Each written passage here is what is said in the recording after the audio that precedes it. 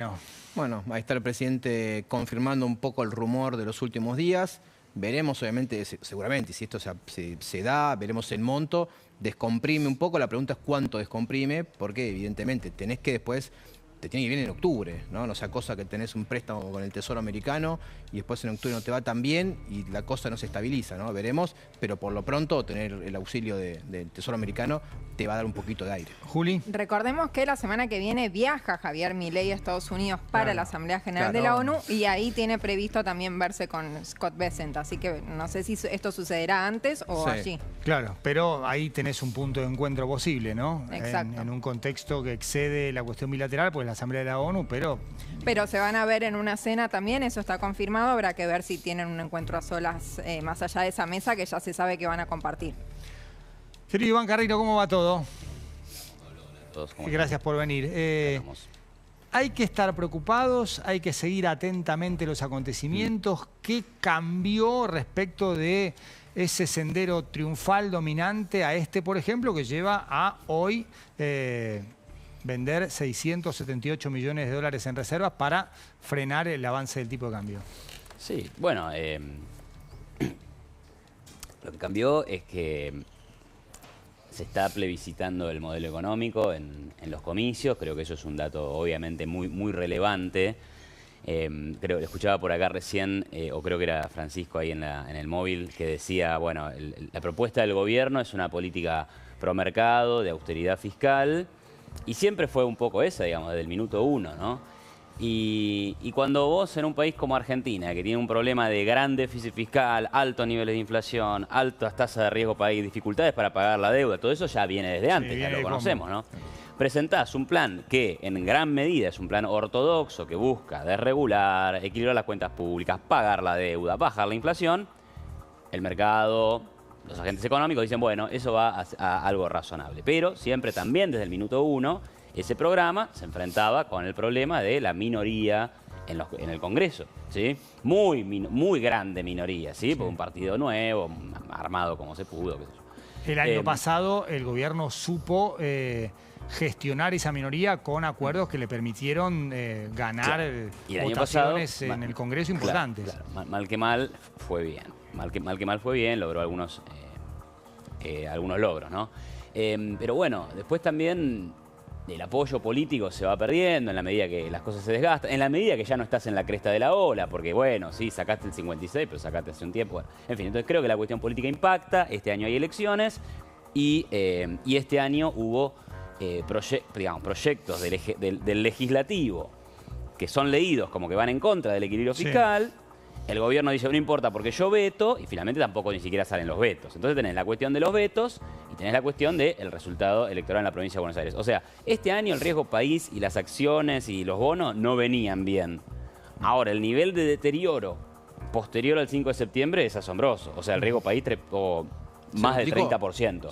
Se duplicó, claro, porque yo tenía los datos de hace 2 días, 30%. Ahora con la suba de hoy y de ayer. Sí, estaba en 770 y ahora está en 1540, duplicado. Entonces, bueno, y eso, mira, en el año 2024 se discutía sobre el atraso cambiario, ¿no? Uy, ¿cómo puede ser? Mirá, claro, pero ¿qué estaba pasando? El riesgo país se estaba derrumbando. La verdad es que el riesgo país pasó de 2.700 puntos a 600. Entonces, con ese nivel de confianza, obviamente el dólar se iba para abajo o subía mucho menos que la inflación.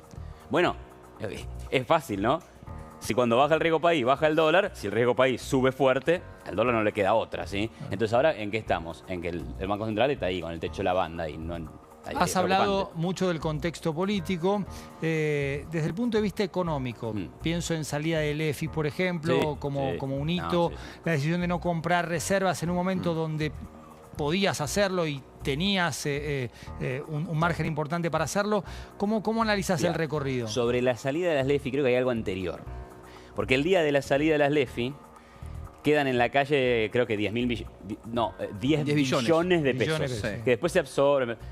Y ahí le subís los encajes a los bancos. Pero de repente eran 10 billones de nuevos pesos de base monetaria. Ahora, durante meses y meses antes de eso, el gobierno decía, no emitimos dinero, y miraban algo que habían creado que se llamaba la base monetaria amplia, que no existe en ningún país del mundo, ¿me entendés? Entonces, viste, vos no podés hacer ese tipo de trampa, porque de repente vos tenés que hablarle a quién, no sé, a los economistas, a los tipos que siguen, a los que están en finanzas, que miran los números, que los entienden, que los comparan con, bueno, a ver, esto pasa en cualquier otro país. Y acá la base monetaria amplia, bueno, a ver. Entonces ya eso era también raro. Después, salimos del cepo. Me acuerdo, se está hablando de esto de Scott Bessel. Yo me acuerdo que la última vez que estuve acá, hablamos del préstamo del fondo. Era marzo, ¿no? Y el Banco Central perdía una enorme cantidad de reservas antes de salir del cepo. Y era, no, pero es que ya va a venir la plata del fondo. Bueno, la pregunta es, ahora va a venir nueva plata, ponerle que la trae Scott Bessel. Bueno, ¿y cuánto te dura, viste? Si las cosas no están bien de fondo, pero bueno, a donde quería ir es, claro, el Fondo Monetario Internacional te aporta o te compromete a aportar 20.000 millones de dólares y te pone como condición que compres reservas. Claro. ¿Sí? Claro, algo que incumplió el gobierno, claro, justamente. Y el Banco Central dice... Para peor, le pidió a los exportadores que adelanten la liquidación y no compró un dólar de ahí. Claro. Y el Banco Central, cuando anuncia la salida de cepo, dice, esta es la banda inferior, pero voy a intervenir en el medio de la banda porque necesito acumular reservas. Lo pone explícitamente. Claro. Y 2 días después, eso se revierte por una decisión del presidente. Es el presidente. De la nación. De la nación, no del presidente del Banco Central. No, es ahí el presidente que dice, nosotros no vamos a intervenir en el medio de la banda, solo si llega al piso. Lo que dijo Milei es como si lo que pasa típicamente, si el gobierno hubiera comprado, el dólar no iba a bajar, porque había alguien que estaba demandando dólares. Sí. Le dijo a Caputo del Banco Central, ustedes no compren, todavía es el famoso dólar a 1000. Sí, claro. Bueno, eso es lo que buscaba el gobierno, que el dólar se vaya a 1000 sin comprar, obviamente, pues si compraba le daba a la demanda, y bueno, no llegamos ni a 1000 y tampoco tenemos dólares en las reservas, con lo cual al final del día, como que la estrategia no salió. Sí, también habría que preguntarse, bueno, ¿a qué nivel de reservas necesitabas comprar y te iban a prevenir de este escenario? Tal vez tampoco, pero bueno, por ahí estabas un poco mejor parado, ¿no? Quizá no hay un contexto en el que no sea bueno comprar reservas. Bueno, es que es verdad que está el riesgo de que esa compra de reservas te evite una desinflación rápida. O sea, tenía alguna lógica hacerlo o no hacerlo, pero en cualquier caso, a mí lo que me parece delicado, además de lo que mencionan otros colegas, que es una opinión súper respetable y creo que bueno, es válida y hasta tiene mucho respaldo empírico atrás, porque dijeron, che, no compraste reserva y mirá cómo estamos. Pero bueno, al margen de eso, a mí me parece que lo más problemático fue ese cambio de regla de juego en una semana. O sea, sí, voy a comprar. No compramos. Pero entonces nadie entiende nada. La base monetaria crece, la base monetaria... Bueno, después subo la tasa, bajo la tasa, subo el encaje. Hubo mucho ruido de la parte de la política monetaria que no ayuda a generar certidumbre. Pero, dicho todo esto, no podemos ignorar la cuestión política. Entiendo. Lo que está enfrente, digamos, de las elecciones de provincia surgió como una figura ganadora que es Kicillof, ¿no? Y bueno, digamos, lo que piensa Kicillof, ¿no? Bueno, estuvo bien estatizar, el problema de la Argentina no es fiscal. Yo te diría yo creo que vos le preguntás a 10 economistas en Argentina cuál es el problema, 7 te dicen que el problema es fiscal. Entonces, bueno, me parece que eso tampoco ayuda para nada, ¿no? Es interesante la diferenciación que haces entre política fiscal y política monetaria. ¿Se puede, digamos, escribir 2 cuadernos, uno sobre la política fiscal y otro sobre política monetaria del gobierno? Sí, porque la política fiscal creo que siempre fue muy clara, muy fácil de entender. Estimados, tenemos que ir al equilibrio y el equilibrio fiscal es innegociable y va a ser duro, pero hacia ahí vamos y ese es un camino sencillo. La cuenta y ya. Y la política monetaria, bueno, fue un poco más confusa, ¿no? ¿Y por qué? Y bueno, ¿quién sabe? Creo que por ahí no pudieron transmitir bien el mensaje o no lo tenían claro. A ver, también puede haber diagnósticos. Yo los voy a llamar errores, pero también me puedo equivocar yo. Sí, absolutamente. Ahora, creo que cuando vos decís, yo no emito pesos porque miro la base monetaria amplia, lo que hicieron fue decir que un peso era lo mismo que una LELIQ, que era lo mismo que una LEVAC, que un peso era lo mismo que una deuda remunerada del Banco Central. Y desde mi punto de vista eso no es lo mismo y la verdad que desde el punto de vista de casi ningún economista de la región es lo mismo, ¿no? La base monetaria amplia incluye todo. La base monetaria amplia era los pesos, la base monetaria, los pesos en circulación y la deuda de corto plazo del Banco Central que paga intereses. Bueno, obviamente no son la misma cosa. Con un LELIQ no te puedes comprar un tomate y con un peso te puedes comprar un tomate. Recordemos ahí, Juan, te acordás ayer hablamos de lo que dijo Cotani, Cotani justamente hablaba de esto, de no se entendía cuál era el plan de Caputo, fue un plan de Caputo de la política monetaria. Claro. O sea, si el segundo del ministro no entendía de qué la iban, no entendía, o sea, no le veía algo práctico, bueno. A pesar de todo esto, igualmente sí bajó la inflación, ¿no? Pero hoy, digamos, esto de, bueno, no hay pesos, no pasa nada con el dólar. Bueno, no sé, de repente de algún lado están saliendo los pesos porque el dólar está siendo muy presionado, ¿no? A la alza. Y ahí van, a este ritmo decíamos, ¿no? Se vendió 6, 7, 8 millones de dólares.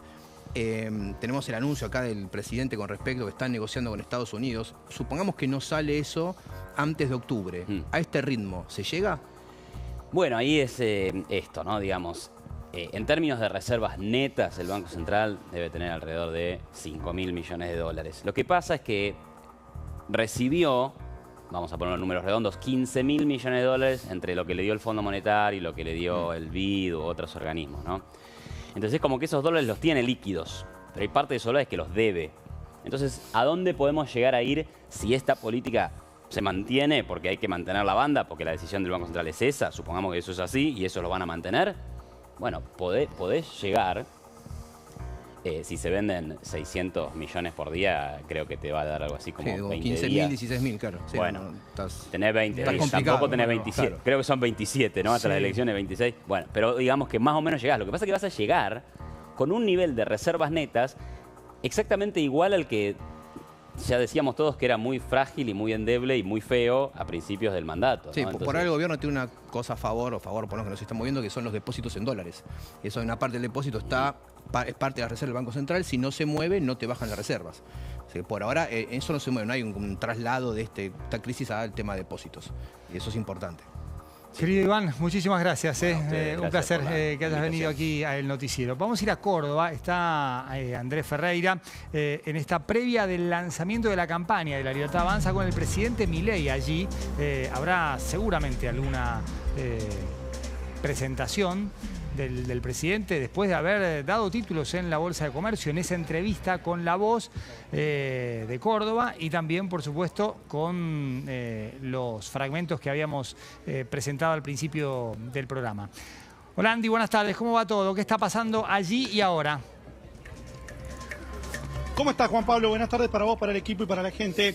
A esta hora estamos esperando por la comitiva, la presencia, por supuesto, del presidente Javier Milei, porque aquí la gente ya ha empezado a concentrarse. Es una postal de lo que ofrece este escenario de las escalinatas del Parque Sarmiento, aquí sobre Avenida Poeta Lugones. Es un lugar muy clásico para la juventud, los estudiantes en Nueva Córdoba. Estamos muy próximos a la terminal de ómnibus, para referenciar simplemente con un lugar muy conocido de la capital cordobesa. Y se espera la presencia de Javier Milei después de las 19:30, cuando ofrecerá aquí un discurso, al menos un diálogo con sus seguidores, sus fanáticos, sus votantes, los cordobeses que se acerquen hasta este lugar. Están todavía incluso colocando vallas de seguridad. Hay un operativo muy riguroso alrededor de este sector. Hay también un amplio operativo de seguridad con todas las fuerzas nacionales y también la intervención de las fuerzas provinciales con la Policía de Córdoba, la Policía Federal, Gendarmería, las fuerzas que participan en este operativo. Es tal vez reverdecer en esta previa de la primavera, ¿por qué no un reflorecimiento del amor de los cordobeses por Javier Milei? Lo tengo que referenciar de esta manera, Juan Pablo, porque aquí lo votaron el 74% de los que estaban empadronados para votar en el balotaje de octubre de 2023. Por eso mismo, Milei elige Córdoba para abrir su campaña en el marco de estas elecciones legislativas, donde va a presentar a Gonzalo Roca, que es el que encabezará la lista violeta aquí en Córdoba, donde tendrá que disputar la elección con el personaje político más conocido en términos de encuesta, que es el propio Juan Schiaretti. 3 veces exgobernador. Allí va a estar esta disputa electoral en el enclave político de la provincia de Córdoba. Pero lógicamente la presencia de Javier Milei aquí en doble oportunidad, en la bolsa más temprano y aquí con la gente, es sin lugar a dudas también el lanzamiento general de la campaña de la Libertad Avanza en todo el país. Sí, ya tuvo un contrapunto con Schiaretti en su exposición y el exgobernador le contestó vía Twitter. ¿Sabemos algo del operativo de seguridad allí, Andy?